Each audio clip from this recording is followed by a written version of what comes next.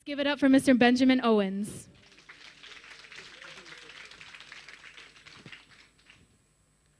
Thank you and good afternoon. I'm going to start with a magic trick. Being a science teacher, we often show magic tricks to engage the audience. So here I have a balloon in the TEDx colors, red, and I have a phone. I'm going to try and put this phone into the balloon. Okay, let's see if I can.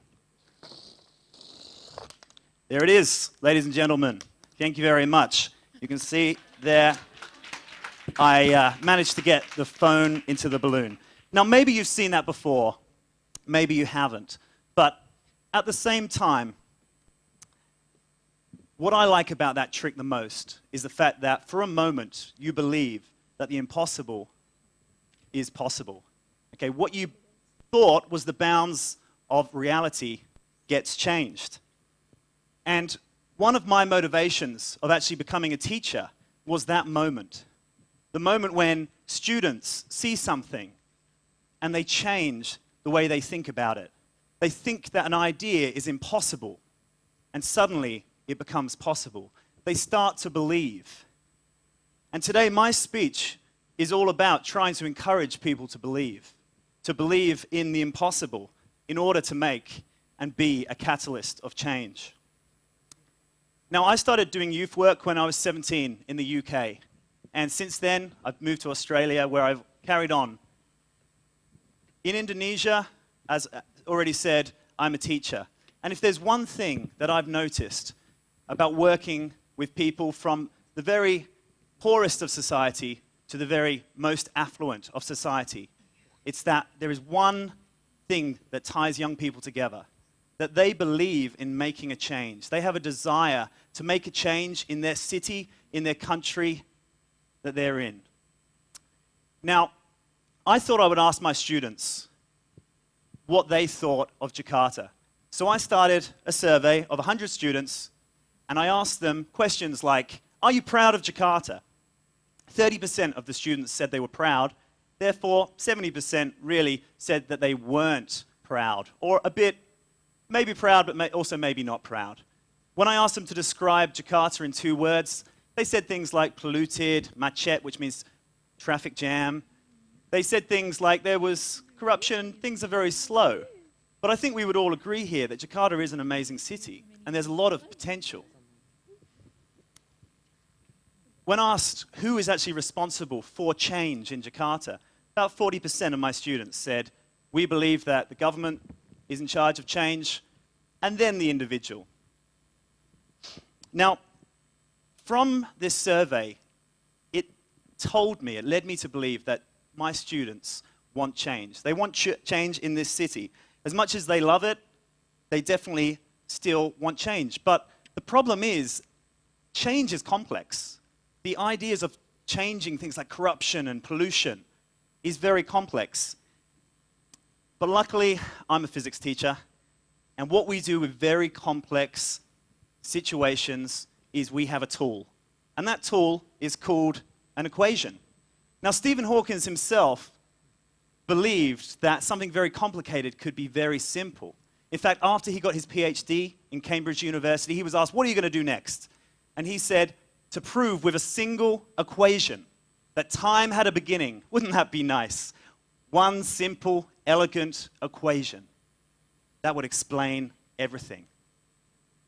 So if Stephen Hawking can say that about a complex equation for how time began, surely we can put that into complex situations in life as well.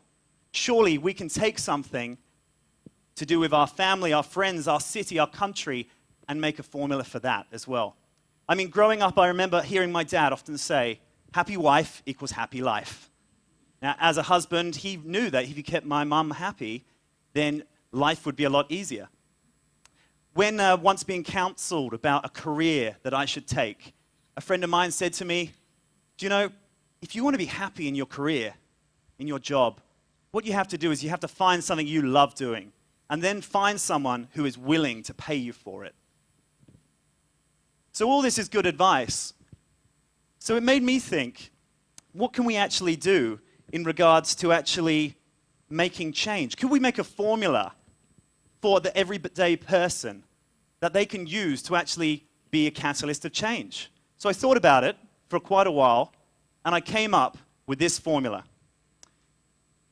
I believe that if you are someone who wants to be a catalyst of change, someone who wants to change, it's as simple as this. You need to have a mentality where you give more than you take. One where you take more than you give. And for those who are physics, mathematically minded, I thought I'd even make an equation there, okay, which is if you give more than you take, you will receive everything or receive all. If you take more than you give, you will not receive all. In fact, you'll lose even what you have been given. So I believe that this can work out in many ways. If only everybody had this mentality when they believed in something, when they went about their job, their career. For example, imagine every government worker. Imagine a government worker had the mindset that they were going to give more to the country, to the public, than they would receive. Wouldn't that change a lot? And to be honest, we're very blessed. There are many government workers in Jakarta, around the world, that have that mentality already. What if a father or a husband had that same mentality, to give more than they received? Again, that would be the catalyst of change. But it's all good and well talking about a mentality that makes change. But really, the question is, how do you become a leader of change? Now, I believe that if you want to be a leader of change, you have to be someone that doesn't live in the reality of now, but someone who lives in the potential of the future. Now, if there's one thing you get away from this talk, it is this.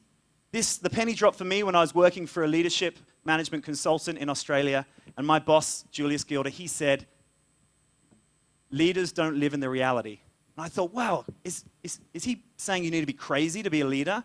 He wasn't saying that. He was saying that if you want to be a leader and be a leader of change, you need to not live in the reality, but live in the potential. You have to have that vision of what is in the future. Now, I want to share with you an example of someone that actually put this into practice. When I was in Australia, I had a lab assistant, or we call them guardian angels in the science department, and her name was Nicole Perko. She was diagnosed with a very rare form of cancer, and it was a very expensive operation.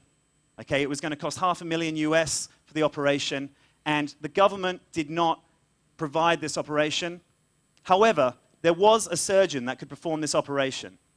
Okay, he'd done it a few times. It was a radical procedure where the cancerous cells that were in the bowel had to be treated with a chemo wash, and even the organs had to be taken out. So it was very radical, and there was one surgeon in the whole of Australia who could perform this procedure. But the government said they did not allow it. They did not allow the operation. So Nikki was obviously very upset, and she basically thought she was going to die because of this. Now, it wasn't until an 18-year-old boy called Sam Macaulay, who had no relations with Nikki, had never met Nikki, heard about her story. He was 1,000 kilometers away in another city, and he decided he was going to make a change. Now, what he did was he went onto change.org, and he started a petition that said, "Save Nikki Perkins' life." And it wasn't long, it took a couple of weeks, and 75,000 Australians signed the petition.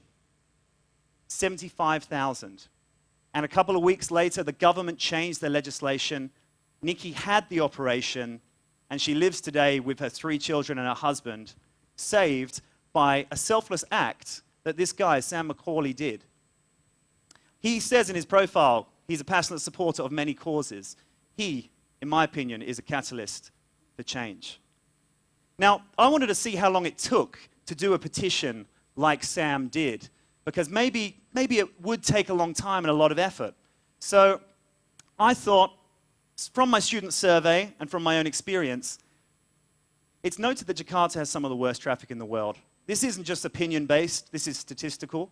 From the TomTom navigation systems, they did a survey on everyone's navigation system, everyone's GPS, and they worked out that the average commuter in Jakarta per year stops 33,000 times.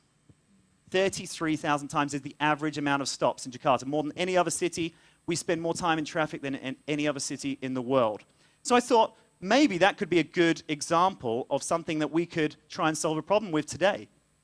Now, obviously, this is a massive problem. It's not a problem that can be solved quickly in some ways, but surely we can make a small difference. And I thought, it took me about an hour and a half to drive here, and probably about 50% of that time was in these things, okay? We probably, in Jakarta, spend about 50% of our time behind the toll gates. And although the toll roads are great services, and they allow us to get places very quickly, wouldn't it be great if we started a petition that either made the toll gates automated or even eradicated them altogether? That would be great, wouldn't it? So I thought, let's go on to change.org and see how difficult it is to actually make a petition. So I went to change.org, I clicked up where it said start a petition, and it took me less than 3 minutes. All I had to do was write a petition title, choose a decision maker, which could be the transport minister, it could be the tollgate company, explain the problem, and then put a nice stock image of the Jakarta roads that would make people feel passionate about the cause. All that's really waiting to be done is to press the publish button. But I don't want to press the publish button, not because I'm not passionate about seeing change in Jakarta, but because I believe that there would be someone who watches this video or is in the audience who wants to get behind this idea, or maybe even create their own idea. By the end of this talk, I'm hoping that you're already thinking of ideas where you can make change. And if you only have to invest 3 minutes on a website like change.org and start a petition and then share it on social media, we already know that it can be very effective. It can even save lives. You see, my conclusion is that the reality of where we live today is one in a new age. It's one where the battle is no longer on the streets, but it's a battle online. An age where accountability is the new weapon, where exposing corruption and making change can all be done through the internet. You see, governments won't make change if people don't want the change and show that they want the change. Young people have become more discerning about what we really need to do to make change and what the truth is. We already know that one person can make a change. One person can make a difference. So now, the world is watching. The world is watching for the next young person to step up from the crowd and show courage and initiative, to not live in the reality of the current situation, but start living in the potential of the future.